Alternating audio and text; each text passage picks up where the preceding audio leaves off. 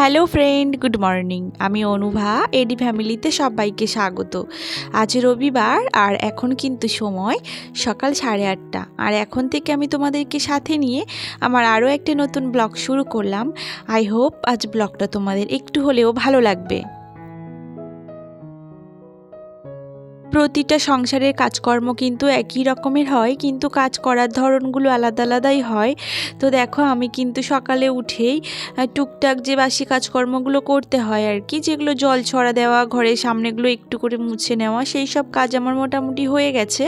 আর তারপরে দিকে কিন্তু আমি রান্নার জোগাড় চলে এসেছি। আর আমার হাজব্যান্ড খেয়ে বেরাবে, তো ওই জন্য কিন্তু রান্নাবান্নার জোগাড়টা একটু তাড়াতাড়ি করতে হয়। তো হাজব্যান্ড আমাকে কিন্তু সবটা কাজেই অনেকটা হেল্প করে। তো ওই জন্য ও বসে বসে আনাজের খোসাগুলো ছাড়িয়ে দিচ্ছিল আর আমি আনাজগুলো কেটে নিচ্ছিলাম, এতে করে একটু তাড়াতাড়ি হয় আর কি। আর তারপরে এদিকে দেখো 3 রকমের মাছ নিয়ে এসছে, সেই মাছগুলোই কিন্তু একটু কেটে নিচ্ছিলাম। আর এই যে ছোট ছোট মৌটি মাছ বা পুঁটি মাছ একসঙ্গে থাকে না, এই মাছগুলো কিন্তু কাটতে বেশ বিরক্তি লাগে আর খেতে কিন্তু ভালো লাগে, তাই না? তো ওই মাছগুলো কাটার পর না, ওর তো আর আঁশ ছাড়ানো যায় না। তো আমার ঠাম্মা বলে যে এই আঁশ ছাড়ানোর পর মাছগুলোতে একটু নুন দিয়ে না ভালোভাবে চেপে চেপে নাকি ধুলে, মানে রোগড়ে নিয়ে ধুলে না মাছগুলো পরিষ্কার হয়ে যায় আর ভালো থাকে মাছগুলো। তো যাই হোক, সেইভাবেই কিন্তু আমি করলাম। আর তারপর জায়গাটা পরিষ্কার করে মুছে নিলাম একটু লাইজল দিয়ে। দেওয়ার পর এদিকে মাছগুলোকে একটু নুন হলুদ মাখিয়ে রেখে দিলাম। মেয়েদের বিয়ের পর কিন্তু বেশিরভাগ সময়টাই রান্নাঘরেই কেটে যায়। আর রান্নাঘরের কাজকর্ম করতে করতে তাদের দিনের বেশিরভাগ সময়টা কিন্তু শেষ হয়। তো আমিও প্রায় সকাল থেকে রাত পর্যন্ত বলতে পারো বেশিরভাগ সময়টাই রান্নাঘরেই কাটাই। আর রান্নাঘরটাই কিন্তু ভালোবাসার জায়গায় পরিণত হয়েছে আমার।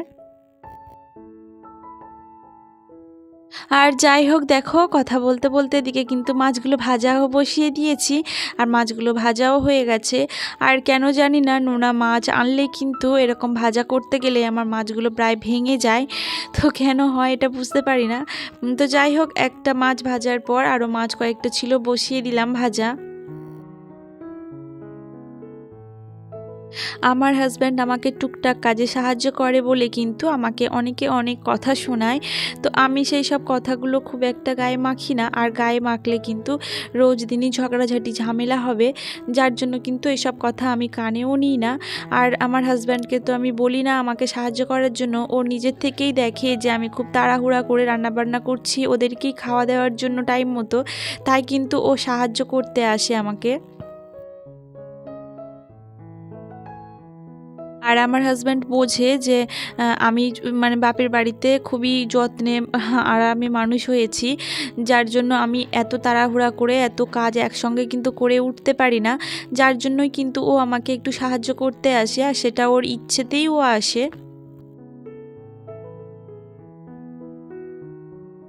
আর আমার হাজব্যান্ড এইভাবে আমাকে কাজে সাহায্য করে বলে আমি কিন্তু অনেকের চোখে খারাপ।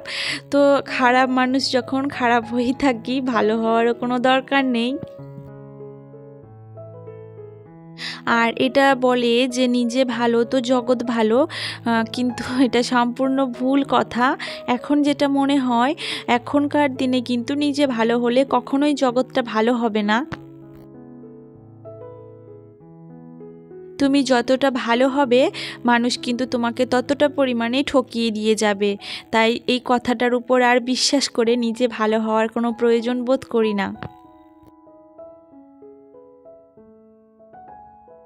নিজের মতো করে বাঁচতে চাই, নিজের মতো করেই চলতে চাই। আর হাজব্যান্ড যদি কাজে সাহায্য করার জন্য আমি সবাইয়ের চোখে খারাপ হয়ে থাকি, তাহলে সেই খারাপটা হয়েও আমি থাকতে চাই। সংসারটা যখন দুজনের, তাহলে দুজন দুজনকে একটু যদি সাহায্য করতে পারি, তাহলে কিন্তু সংসারে সুখও বৃদ্ধি পায় আর শান্তিও বজায় থাকে। আর আমি তো আমার হাজব্যান্ডের জন্যই তাড়াহুড়া করে রান্নাটা করে দিই। এতে করে যদি ও আমাকে একটু সাহায্য করে, তাহলে হয়তো আমারও কাজে একটু সাহায্য হয় আর ওরও সময় মতো খেয়ে যেতে সুবিধা হয়। ওই জন্য কিন্তু ও সাহায্যটা করতে আসে। আর এতে করে আমি যদি মানুষের চোখে খারাপ হয়ে থাকি, তাহলে আমি খারাপই থাকতে চাই।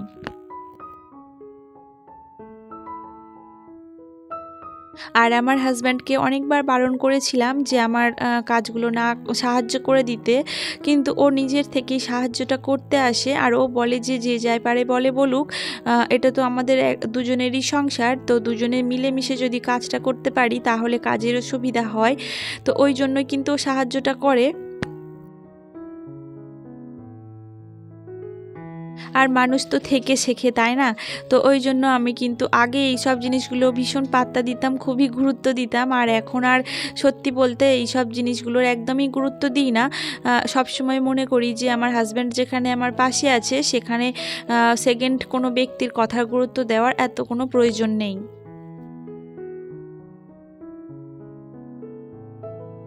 যাই হোক, কথা বলতে বলতে কিন্তু আমার এদিকে রান্নাবান্নাটা ম্যাক্সিমাম কমপ্লিট হয়ে গেছে। আর এই যে কচু আলু দিয়ে আজকে মাছের ঝোল করে নিচ্ছি, পমফ্রেট মাছ আর কচু আলু দিয়ে একটু ঝোল করে নিলাম।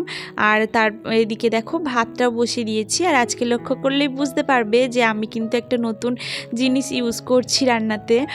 এদিকে দেখো আমি কিন্তু হাঁড়িতে রান্না করছি। আর কি হয়েছে বলো তো, আমার রাইস কুকারটা না প্রায় এই 10 বছর মতো আমাকে সঙ্গ দিয়েছে, কিন্তু মানুষের যেমন একটা সময় পর মানুষ যেমন অকেজো হয়ে যায়, তেমন জিনিসগুলোও অকেজো হয়ে যায়। একটা জিনিস তো সারা জীবন চলে না।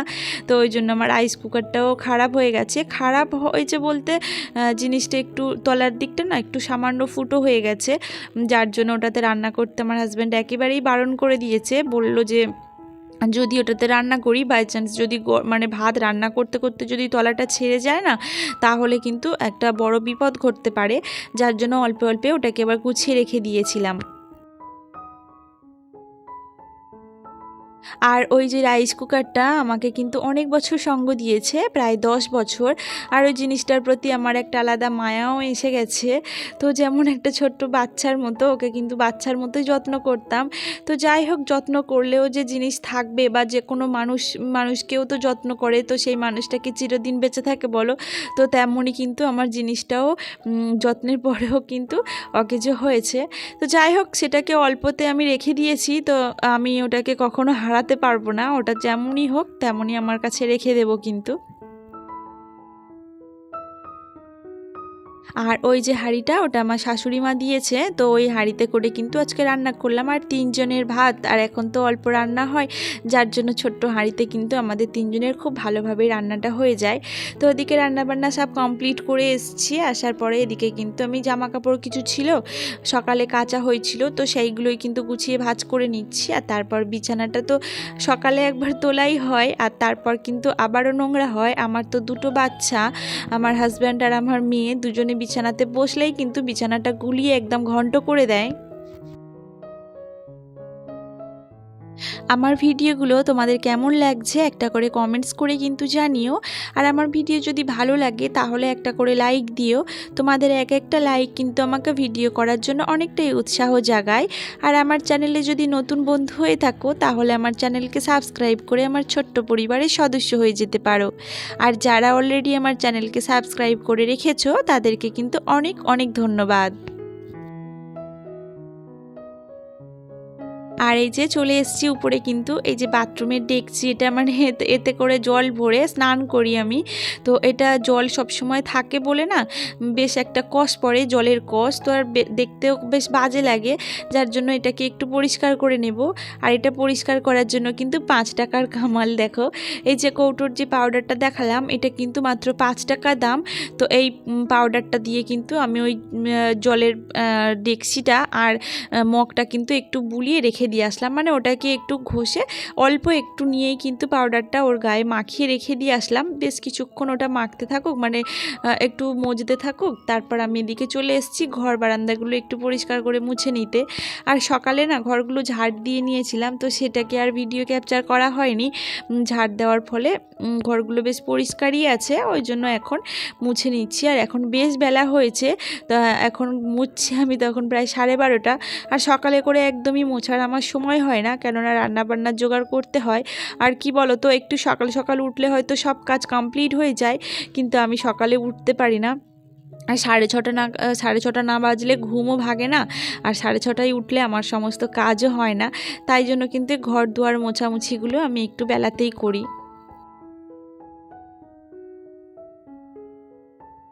আর আমাদের মতো মধ্যবিত্ত পরিবারে অল্প কোনো জিনিসেই কিন্তু আমরা বেশ খুশি হয়ে যাই। ৫ টাকার এখন আর কি হয় বলো? ৫ টাকায় যখন আমি ওই যে পাউডারের কৌটোটা পেয়েছিলাম, যে বলেছিল জলের কস উঠে যাবে, তখন কিন্তু বেশ খুশি হয়েছিলাম।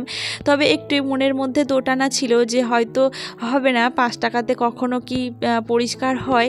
তবে তোমরা নিজেরাই দেখতে পাবে যে সত্যি ৫ টাকাতে পরিষ্কার হয় কিনা। আর দেখো ঘর বারান্দাগুলো মুছে পাপোশগুলো জায়গা মতো রেখে দিলাম। পাপোশগুলো তো একটু রোদ্রে দিয়ে আসি ঘরগুলো মোছার সময়, তো রোগ জীবাণুটাও কাটে পাপোশগুলো রোদ্রে দিলে। আর তারপরে একটু মুছতেও সুবিধা হয়, তো ওই জন্য পাপোশগুলো রোদ থেকে এনে ঘর মোছার পর জায়গা মতো রেখে দিলাম। দেওয়ার পর চেয়ারগুলো সব জায়গা মতো গুছিয়ে রাখলাম। আর তারপর এদিকে দেখো এগুলো কিন্তু পরিষ্কার করে নিতে এসেছি। আর তোমাদেরকে আগে দেখিয়ে দিয়েছি কেমন কস ছিল, আর অবশ্যই মাজার পর ধোয়ার পর তোমাদেরকে আবারও দেখাবো, দেখো কেমন হয়েছে। আর এই যে দেখো কতটা পরিষ্কার হয়েছে, মানে যতটা পরিমাণ নোংরা ছিল তার থেকে কিন্তু হাজার গুণ বেশি পরিষ্কার হয়ে গেছে। আর যেগুলো রং আছে না, এই ডেক্সিতে নীল নীল দেখছো, ওগুলো একটু রঙের দাগ, ওগুলো কিন্তু ওঠেনি।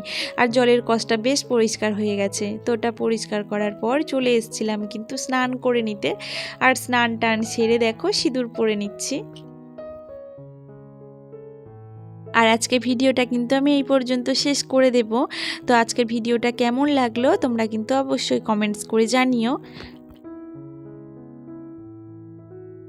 সবাই খুব ভালো থেকো, সুস্থ থেকো। দেখা হবে পরের ভিডিওতে।